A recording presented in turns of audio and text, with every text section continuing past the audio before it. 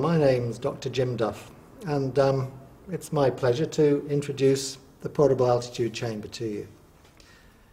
This is a very simple piece of equipment, and it's used to treat altitude illness. I'll talk a little bit more about altitude illness at the end of this video. It's really important that you read the instruction manual that comes with the chamber. It's also a good idea if you get instruction from someone who's used it before. But perhaps the most vital thing is that you've actually been inside the chamber yourself and gone through a complete cycle of operation before you use it on someone who's ill. Okay, let's talk about the features of the pack. First of all, you've got 4 windows which give you pretty good visibility, so that you can actually see the person inside the pack. And they can see you as well. Down in this window here, you'll see a little pocket on the inside. It's not essential, but you can slip an altimeter inside that pocket, which actually gives you an idea of how far the person has been taken down the mountain by the pressure inside the bag. It's worth remembering that when you roll the pack up, it's best not to crease these windows, because these are the most vulnerable part of the chamber.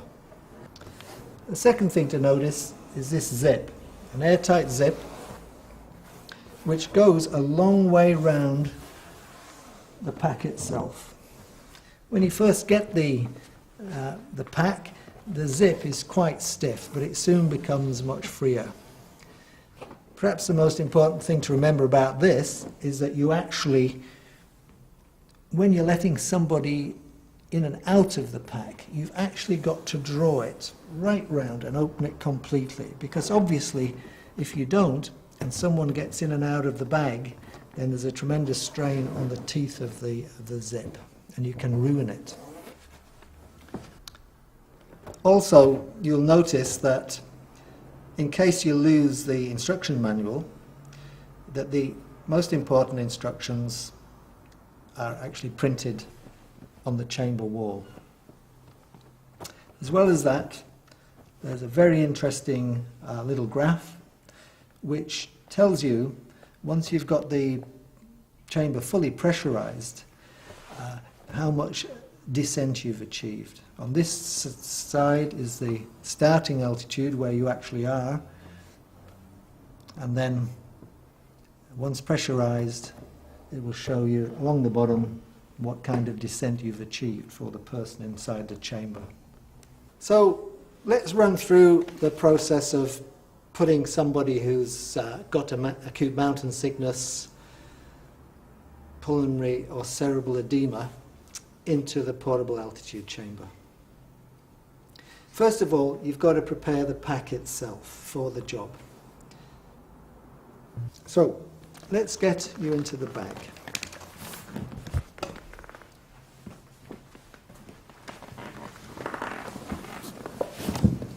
Remember what I said about having the zip completely open at this point.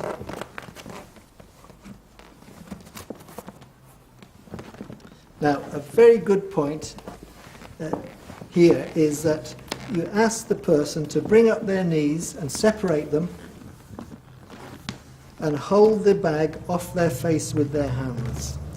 This has 2 effects. First of all, it makes it less claustrophobic. The person's got more space inside and it gives them something to do. But it also reduces the amount of pumping you have to do to inflate the bag. Zip up the bag and start pumping.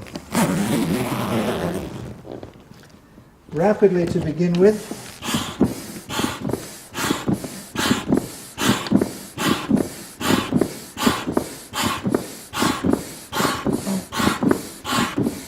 Very important to keep eye contact with the person inside the bag. It's also possible to talk to them quite easily through the walls of the chamber. Can you hear me? Yes, You feeling all right? yes, I'm fine. So, while the pack is soft, it's all right to pump rapidly. Once the walls of the pack become tense, then it's a good idea to slow down the rate of pumping. That gives the person inside some time to equalize their ear pressure. At this point, you've got air going in, but the automatic release valve has not opened. So, what happens now if somebody gets pain in their ears? My ears. What's the matter with your ears? I can't block them. Is it painful? Yeah, it's painful. If the person's getting pain in the ears, stop pumping, let out a little bit of pressure using the variable pressure valve. Just let me know when the pain goes. Yeah, it's fine now. As soon as the pain goes, close the valve and continue pressurization. Once you've got to 2 pounds per square inch, the automatic valve opens up. You get the pressure cooker sound and you can feel the air coming out. Air going in, air coming out.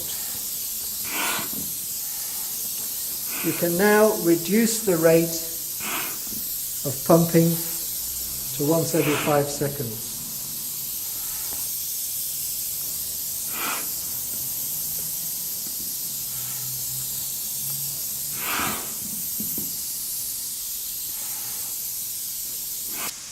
Once the chamber has lost the tension in its walls, you can open the zip.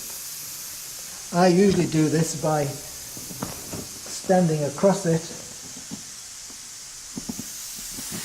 and gently opening it. Now, open the zip all the way, which is a long way. This zip goes a long way around the chamber. Then expose the person and examine them.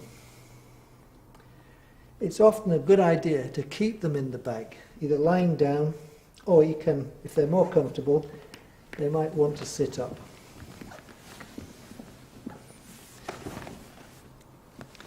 It's really important at this stage, if a person has suffered from high altitude cerebral or pulmonary edema, that they minimize their activities. Avoid unnecessary exertion or movement. A quick trip to the toilet is just about it. From this point, evacuation should be it should be assisted by a couple of strong people and not carrying a rucksack.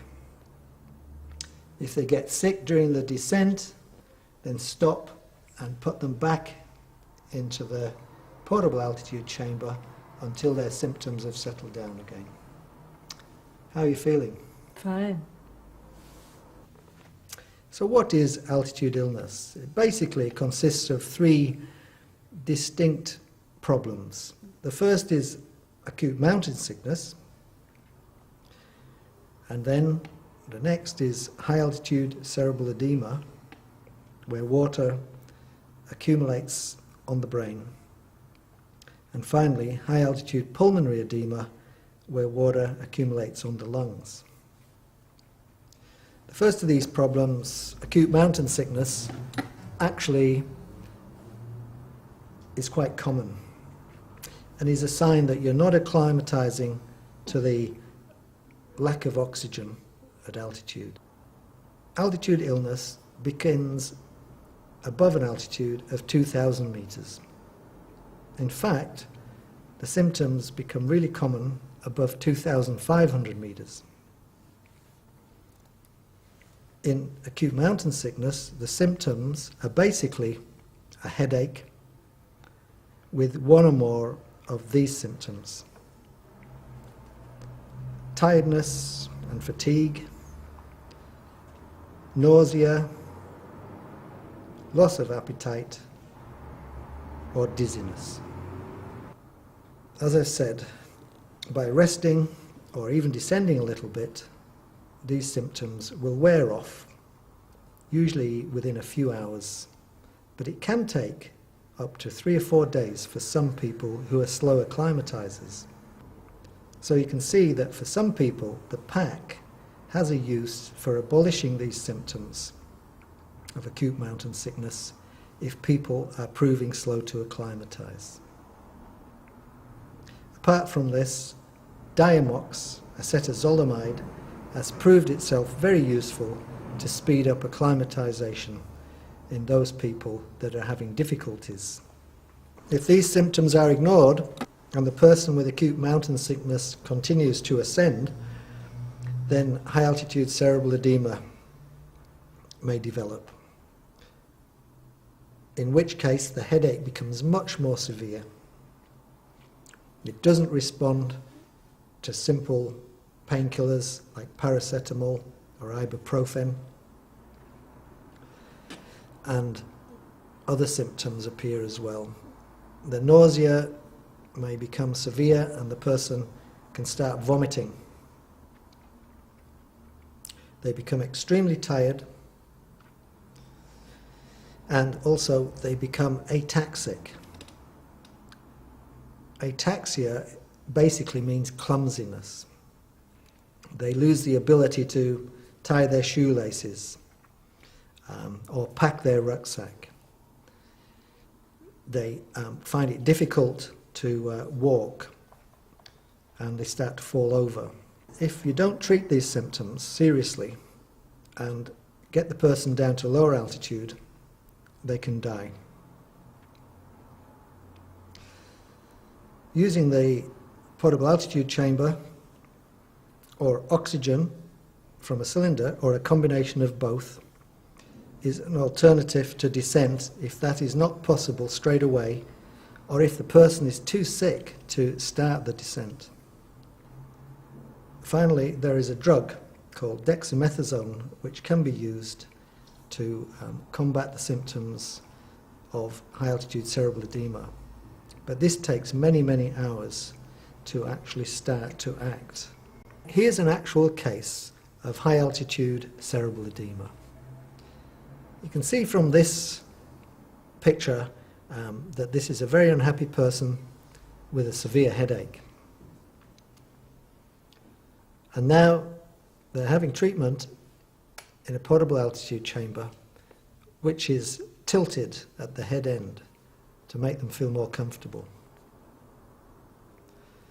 After a couple of hours of treatment, you can see the person sitting up in the pack feeling somewhat better. And finally, after 6 hours of treatment, they're reunited with their partner and their Sherpa and looking a lot happier. This woman actually walked down without a rucksack, being assisted by 2 people. If we now look at high altitude pulmonary edema, this is a slightly different kettle of fish in that it can develop after acute mountain sickness, symptoms have appeared, or it can actually develop on its own without any prior indication whatsoever. It often develops on the 2nd day after arrival at altitude. And the symptoms are tiredness, fatigue, and cough, associated with shortness of breath. What you notice is a tired person who's coughing, and they're starting to breathe more rapidly. At altitude, respiratory rate is around 18 breaths per minute maximum. But once it gets over 20, certainly over 24 breaths a minute, that person is highly likely to be suffering from high altitude pulmonary edema. More serious symptom is actually coughing up frothy spit, and that can actually become blood-stained, becomes pink and stained with blood, which is a very serious symptom. Obviously, when someone's got high-altitude pulmonary edema, it's extremely serious, and they can die very rapidly. In fact, about twice as many people die from pulmonary edema as they do from high-altitude cerebral edema. And now let's look at a case of high-altitude pulmonary edema. You can see from this shot that the victim is a very unhappy person. He's just crossed over the Cholar and come down 1,000 meters. And he's sitting by the side of the trail, looking pale, breathing very, very rapidly, and feeling very unwell. He's got a cough. These symptoms have come on within 1.5 hours, from feeling totally fit and well to being severely ill in 90 minutes. It's interesting in this case that the victim was actually descending from a high point when the high-altitude pulmonary edema developed.